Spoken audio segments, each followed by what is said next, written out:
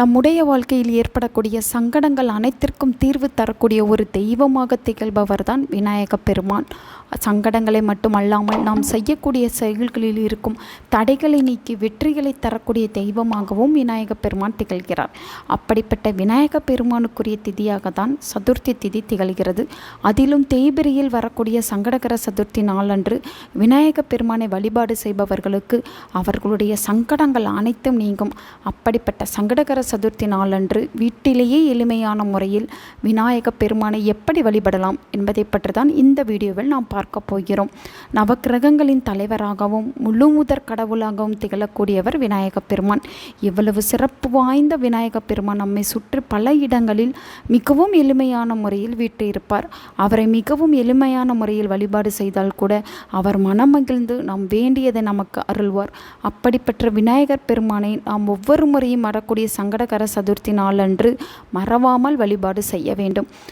சங்கடகர சதுர்த்தி நாள் எந்த கிழமையில் வருகிறதோ அதற்கு ஏற்றாற்போல் விநாயக பெருமான் பலனை தருவார். அந்த வகையில் இந்த முறை திங்கட்கிழமையோடு சேர்ந்து சங்கடகர சதுர்த்தி என்பது வந்திருக்கிறது.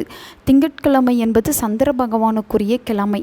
சந்திர பகவானுக்கு சாபத்தை கொடுத்து அவருடைய சாபத்திலிருந்து விடுபட செய்தவர் விநாயக பெருமான் என்பதால் சோமவார சங்கடகர சதுர்த்தி அதீத பலம் இருக்கிறது என்று கூறலாம்.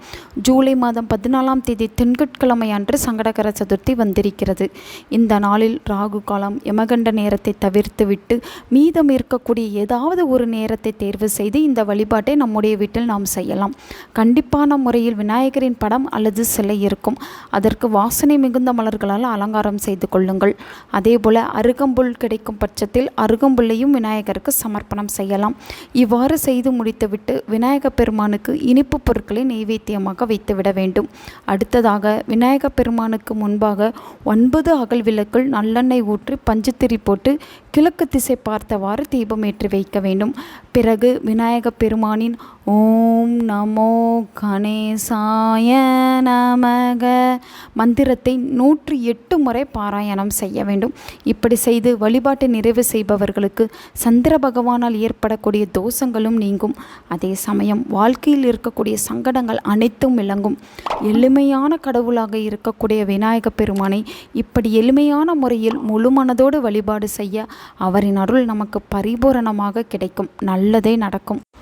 உங்கள் நண்பர்களுக்கும் உங்கள் உறவினர்களுக்கும் இந்த வீடியோவை ஷேர் பண்ணுங்க. அவங்களும் இதை பற்றி தெரிஞ்சுக்கிடட்டும். ஆன்மீகம் டிவி தமிழ் சேனலை சப்ஸ்கிரைப் பண்ணுங்க.